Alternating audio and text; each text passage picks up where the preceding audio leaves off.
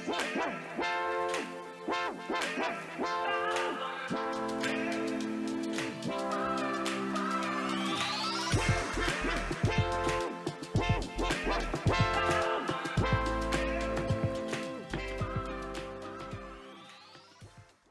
everyone. Welcome to IT Tech Talk. I'm your host, Joel Ward, and with me today is Kevin. Kevin, how are you doing today? Good. How are you doing, Joel? I'm doing good. Kevin, it's actually funny. I wasn't even the day I met you, I wasn't even expecting to even be working that day, but technically I was I was like walking around enjoying Frederick and I bumped into you and I was like, this guy's got a podcast. I gotta get to know this guy. So I walked up to you and I wasn't even sure you were in the mood to talk because it looked like you were setting up, but you took the opportunity to talk to me. So I really thank you for taking the opportunity to go on my show and explain to my listeners what you do on your show. So Kevin, what do you do in your podcast and what is your podcast about? I would say the briefest description that I could give you is 4 words: deep conversations with strangers. Um, but the general gist of it is I just love learning from other people. I love hearing other people's stories. That's always been my favorite thing ever since I was a little kid. And the podcast kind of just gives me an excuse to do that. So just to give a general description, I set up in public places. I've done it in downtown Frederick, Maryland, and I've done it at James Madison University, which is where I'm at in college. And generally, I just set up a foldable table and 2 foldable chairs, and I throw a mic on there and a camera right in front of it. And just anyone that is walking by, I just ask them if they want to sit down and have a quick conversation. And sometimes people, don't want to be on camera or something like that, which is fine. And other times people are really excited just to talk to someone new. And I just love the experience of going from the ground up and meeting new people and just talking about whatever it is that they want to talk about. What made you get into podcasting? Like what what defined the fact that you're like, I'm gonna start a podcast? I think we talked about it when I met you, but I want my listeners to know what made you get into podcasting? It's just an excuse. It's an excuse. So it's not as awkward for me to just go up to people and say, "Hey, can we talk? Like, is that cool with you? We just have a conversation." Like, if I have that mic there, it makes it a little bit more. People can understand where I'm coming from. They're like, "Oh, he's doing this for a podcast." Um, that was the whole reason I got into it. I've always enjoyed talking to people and learning from others, and I do it on a daily basis. I'm always meeting new strangers. Um, Podcasting just gives me a platform to do it in a normal way, if that makes sense. So I actually, truth comes out, I actually, the same reason I do it is because I get to meet interesting people from all around the world. I have talked Mhm. to so many. Yours is a lot more local. Mine's a lot more broad, where I meet Mhm. people. I've met people in Europe and Australia and everywhere across the globe. And I think actually I'm going.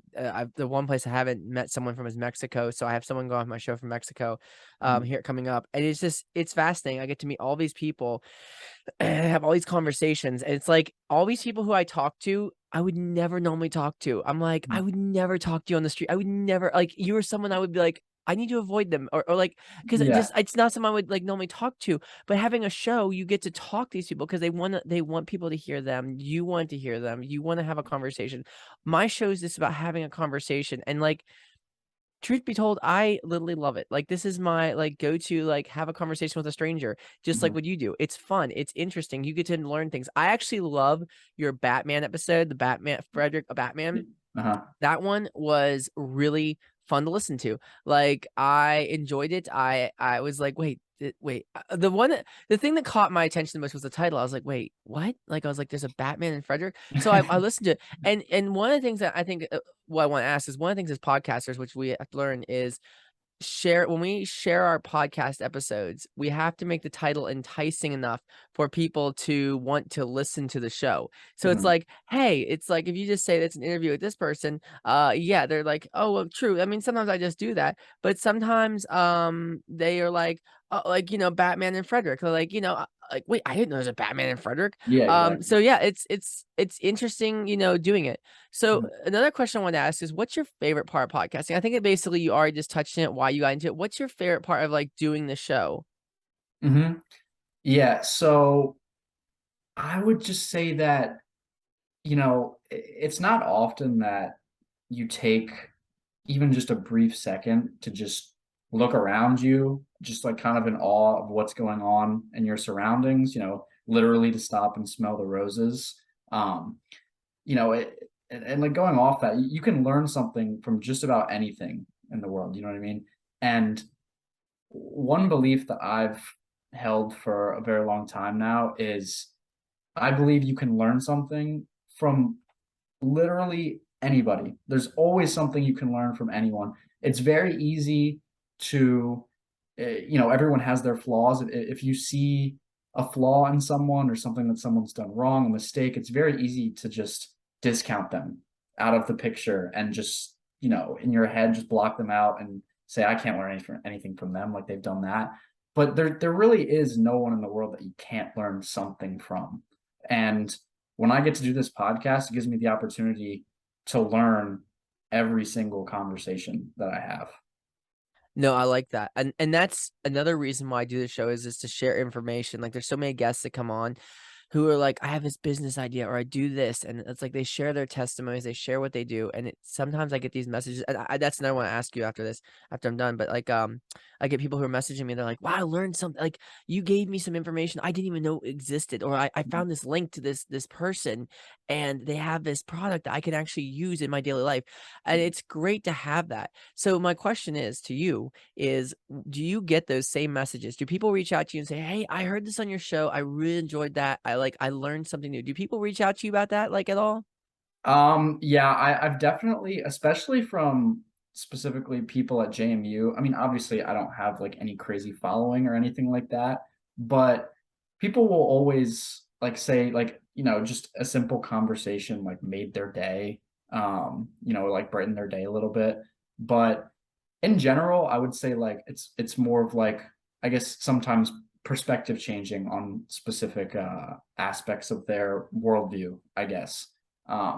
Like a lot of times, I've gotten a few people say like, "Oh, that guy who was dressed as Batman, like I would have never gone up to him and asked him to have a conversation." You know what I mean? Because sometimes you get intimidated by, what other people like their appearance, what they may look like, the vibe that they give off. Um, and one thing that I've talked to my girlfriend a lot about, like from her seeing the podcast, is like her perspective and a few others have changed more of like a little bit more confidence talking to anyone, not trying to judge people just based off what they're looking like. And like I said before, you can learn something from anyone regardless of, what they're looking like. Just to share one story of an interesting guest, he didn't actually get to sit down with me because he was riding his bike and he rode right past my table. He circled around, came back, and I was like, "Hey, like, do you want to sit down and do this podcast? We're gonna have a quick conversation." And as he was coming to sit down, this beeping started going off, and I was like, "Oh, what's that?" And he actually had an ankle brace because he was on parole from being in jail, and he was like, "Oh, like I gotta go. I can't do this right now."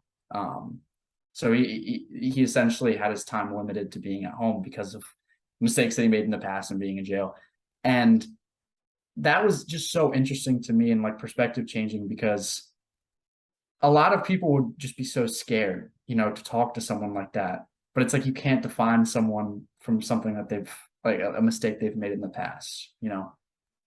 Yeah, no, I love that. And you see, I don't have my show on the go. It's like strictly in the studio and it's like meeting people on Zoom. So it's like, you do something that I wish I could do and like I might start doing here soon. Mm-hmm. Where you go and meet people and my confidence is like, I'm like, would you like to go on my show? And I'm like, I'm handing out my cards that have my show, and I actually just got those. I wanted to give one to you, but I didn't have one at the time. I was like, Yep. ah, but Yep. going up to like just total strangers and like that's another question I want to ask. So the future of the show, like, does it where do you want to take this show? Like, where do you want to go like farther with this show? Do you want to meet more people? Do you want to travel with this? Do you want to go places? What do you want to do with this show? Yeah, absolutely. That's a great question. So since I started it like around the beginning of COVID, I was inspired by her name's Thoraya Marinese. I don't know how to pronounce it, but she's very famous on YouTube and TikTok. She essentially just goes up to strangers and, holds a camera up and asks deep questions and lets them answer it. I would definitely recommend checking her out. It's really, really awesome. Um, I would say my future would look something a little bit like that. Getting more focused on talking to as many people as possible on a more consistent basis. Since I've started, it's just more of like it's just a passion project. You know what I mean? It's something I like to do here and there. It's fun. I've never had a consistent like I'm gonna do it Monday, Wednesday, Friday, or anything like that. It's just been here and there. It's been like, you know what, I kind of feel like going out today and talking to new people. So that's kind of where I'm at right now. I'm very focused on my studies at JMU and my involvement with mental health. That's pretty much my main focus right now. It kind of ties into the podcast, but as for the specifically the podcast and the future of that, one day, once I'm a little bit more, um, I have more habits formed in terms of my academics and that kind of stuff. I would like to really take this seriously and really get a consistent schedule going once I have that kind of freedom and availability. So you were talking about mental health and even like your confidence. Do you think you might switch the podcast into talking about mental health with different people? And like, what do you like, getting to know them and their mental health as the show progresses and gets different and like evolve. See, the reason I asked that is my show started as a tech show and it was like so stupid because I was like just me talking about tech. And Mhm. then someone was like, you need to get guests on. And I was like, no, no, that's stupid. And I got my first guest on and she was a model, plus size model. And we talked about mental health. We talked about like body positivity. I was like, this is really cool. This was a great conversation. And so I Mhm. got more and more guests. And now I have like people who are reaching out to me to get their people on my show. Like, and it's like, I didn't think I would get this big. So my question is, do you think that you're going to take this, like when you take it further, are you going to start talking like on the topic of mental health, on the topic of their lives, like dive into their lives more and try and get to know the person as like like a whole and figure out like like, I don't know, pull them apart and just get to know them? Mhm. For sure. I am just now getting into the specifics of my psychology major at JMU, learning more specifics about, how to have conversations in that way and, learning more about active listening and that kind of thing. Um, I've always been, I would say, like one of the designated people in friend groups who when someone's having, a rough time, like whether it be in their life or just in their day, and they need to talk to someone, a lot of times I'm usually that person who they reach out to. And that's always been my favorite thing in the world. That people like trust you enough to talk to you about that their mental health stuff going on. And any struggles they have in their life. And I would like to direct the podcast as I get more skilled with the conversational aspect of mental health to guide it more towards the person's history in mental health, their present in mental health. So to answer your question, yeah, absolutely, I would love to get to a point where I'm more specifically talking about mental health with the person. So going back to confidence, because I want to touch on that just because you were just talking about talking to these people on there. When you get to that point, yeah, and you're already confident in talking to just anybody on the street, like getting anybody on your show. How are you gonna feel? Like, I mean, are you kind of nervous about diving into those questions? Are you kind of nervous about how people will take it, or like what's your take on that? Yeah, so nerves don't play a huge part into it. The very first few times that I did it, it's it's hard. It's really difficult. And one thing you can understand as well, putting yourself out there is hard. Putting yourself on the internet for anyone to look at you, it's a difficult thing because it opens yourself up to criticism from anywhere and anyone. Um, that's hard alone. going out in public and setting up to the point where, you know, anyone walking in like the general vicinity, you're kind of the center of attention. And that's hard. That is nerve-wracking for sure, putting yourself out there. Like if I'm pretty good at staying focused in a conversation, but you know, your peripheral vision comes in, and if I'm talking to someone and just out of the corner of my eye, I see, you know, a group of 6 people and they're all just staring at me from the distance. It's like that definitely plays a part into the confidence aspect that you're asking about. It took me a few times and some practice before, you know, you gained that before I gained that confidence. So yeah, it's definitely, it takes some practice, but yeah, I would say I've gained some confidence from doing it.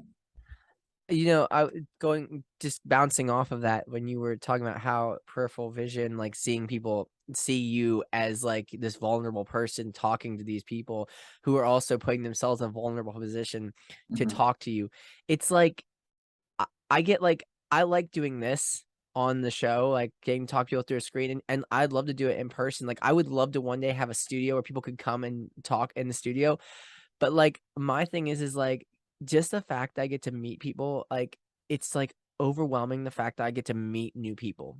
Mhm. Now, going to what you're doing is where you're in person and you're getting to meet these people and people are staring at you. I'm like, I don't know if I could do that. Like, I Mhm. know, like, we're talking about, like, yeah, I put myself on the internet and I'm at my 90th episode, and it's like, I have all these people judging me. Like, and I have good ratings. I have good ratings. My show has good ratings, but that's not the point. The point is when I put my first show episode out there, I've listened to my first episode and I'm like, oh my gosh, my voice is horrible. Yep. The quality of the mic, everything sucked. And I'm Yeah. like, and I still leave that episode up because people are like, that defined your show. Your show started from like nothing to like 1 or 2 listeners to like having all these listeners. Like I have like almost 500, 600 listeners. I haven't learned check this. I think it's like 520 now, I think, but it's still, it's Mhm. like, that's a lot of people who are Mhm. judging my show off of what I talk about or who I have on the show.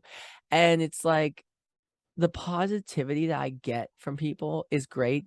And I've had no negative responses. Just people who are like, sometimes my friends are like, hey, maybe you should change up how you talk like this. Like when you ask questions, ask it like this or do it like that in positive criticism.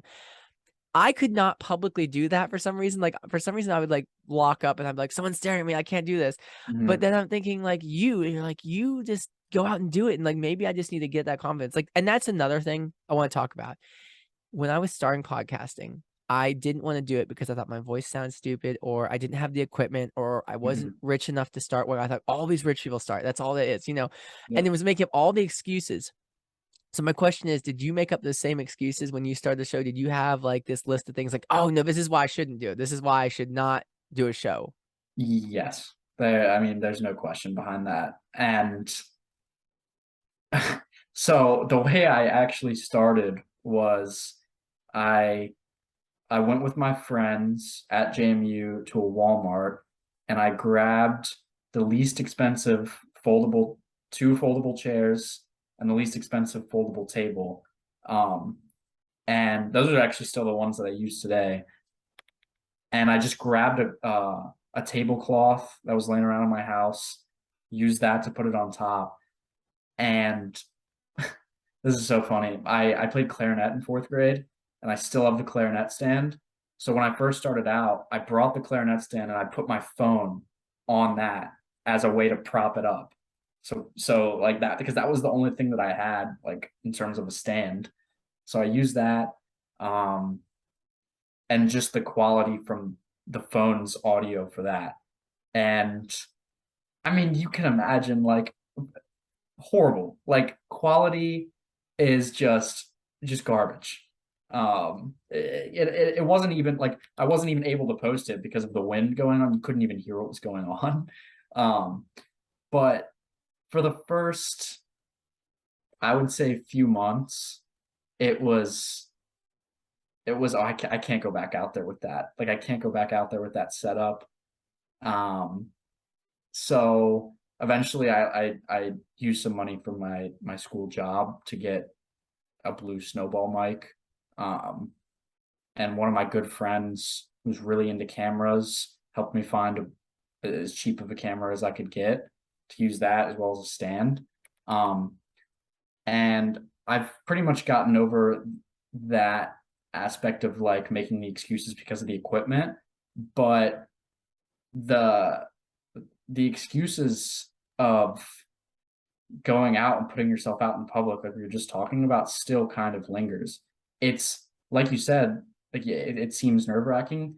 I would say I don't experience nerves from it, but there's something very difficult about doing it, if that makes sense. And it's really gonna take that consistency of doing it to completely get over that. Um, but yeah, I definitely had those excuses. That's for sure. So you're just talking about the clarinet stand stuff. Now that you've got your setup going, have you thought about like getting more professional stuff, like getting more equipment and building your like getting a table with like a cloth that drapes over it, like a professional, like thinking about taking it pro. Like, have you thought about taking it more pro once you get more settled and once you get your education all settled and stuff? Have you thought about going more pro, getting like a sleeve for your table, all that stuff they use at conferences and stuff, like all this stuff? Because I've thought about doing that, like just to even Mhm. take my show to like trade shows and stuff and have it set up to like introduce it to people. Like, have you thought about doing that, like at all? Yeah, 1,000,000%. Like absolutely. I'm the type of person, I know there's a lot of people like this, maybe you're the same way. Type of person who, like, when I get into one specific thing, it's like I am hyper focused on that, and I put in many hours during the day to just improve on that and just conquer that task. That's just how I've always been. Um, and I go through those phases of getting better at specific stuff, or just get like really immersing myself in a specific task. Right now, for me, and we won't talk about this because this isn't the podcast, but I'm starting a club at JMU at my school, surrounding mental health, and that's just what my mindset is completely set on, and just getting into that, and that's going to occupy me for the next however long it does, however many months.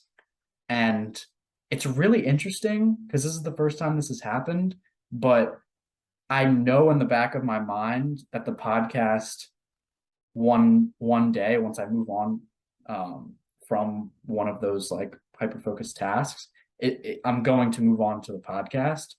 And when that happens, 100%, I do plan on having like a more professional setup once I prove to myself that I get it consistently going, as opposed to just buying all this expensive equipment and then starting. I'd want to get, the ball rolling first before spending all that money. No, no, I totally get it. That's why, like, when I started this, like, I was like, okay, bare minimum stuff, bare Mhm. minimum, because if this doesn't work out, I spent all that money for nothing. Yes. And since then, now I have like a MacBook Pro. I have like 3 screens that like have all my information, the notes. I have a ring light. I have, or a whatever you want to call it thing.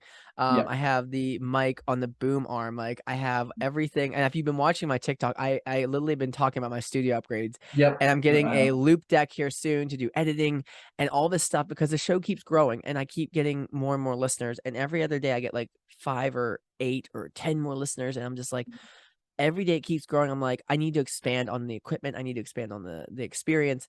I need to up the game. So I have like I when I first started the show, it didn't have an intro and outro. Now the show has an intro and outro, and now it has ads and it's getting sponsorships. And I'm just like, the show keeps growing and growing. And I'm like I just got like Anchor, the company that you host my show through, is like asked me to do like a quick little segment like of their app. And I'm like, okay, sure. Like, it's an ad. Like I didn't want to put ads in my show, but I'm making money off of it. And now like people are subscribing to the show and like you can pay $15 a month to hear extra content. I'm working on pumping out extra content. And I got new editing software and like my show's heard on like I think like 12 platforms now. Mhm. And it's like, wow. Like, and I didn't think it would get that point. And it's like 90 episodes in. Like even when I hit my 60th episode, I was like, hey, 60 episodes. Whoo. All right, let's time to cut the show. And then people kept reaching out to me. I'm like, so I gotta keep going with this. Like I gotta keep Yeah. doing this. And then it kept growing and growing. And there are Mhm. people in my life who are like, that's silly. Like, you're just talking to people, like, anybody can do that. Like, why don't you let the radio people do that? Like, why don't let them handle it? Let a professional podcaster. I'm like, but I am a professional podcaster. Yeah.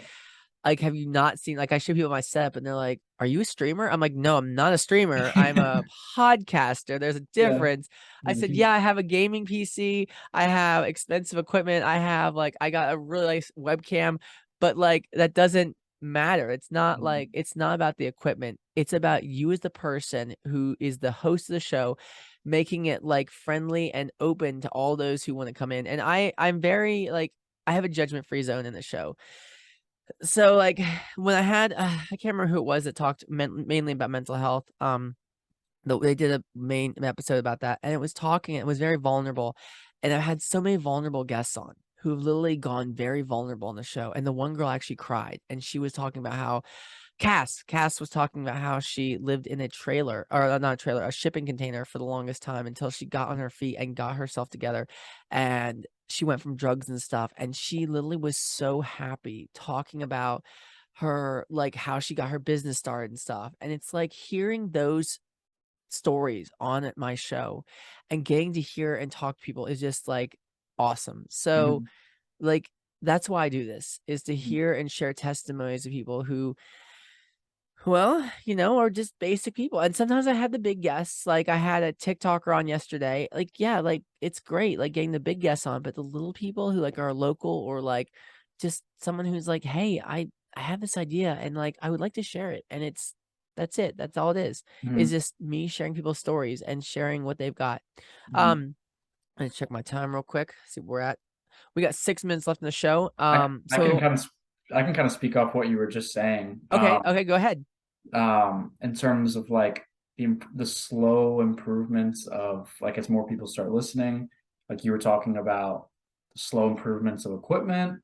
You got that mic stand, and you got the three computer setup. I've seen that on your TikTok as well. Um, it's it's it's such a gradual thing. It's such a gradual change, just like most things are. Mhm. It's so easy to look at it as like all or nothing, Yeah, like you figure out everything in this short amount of time, and then you're a podcaster. But that's not how it works. Like you're constantly learning as you're going, yep, and you're making those slow improvements and slow gradual changes, which is so interesting. And then speaking off of what you're saying, like the vulnerable guests, um, I've had some, I mean, just a couple insane stories. One guy who doesn't have a set home where he uh-huh. lives. He's essentially nomadic, and what he does is he hops on freight trains, lets it take him and a few other people to a specific spot, and he stays there for 3 weeks to a month. Oh, wow. And I just happened to talk to him when he was in downtown Frederick. Um, and he was very vulnerable talking about that and his like struggles with addiction and that kind of stuff. And then another woman telling me that her husband had started showing suicidal ideation since COVID started a year prior to Oh, wow. her being on the podcast, Yeah, and yeah. she started um, crying on the podcast as well, like you were just saying.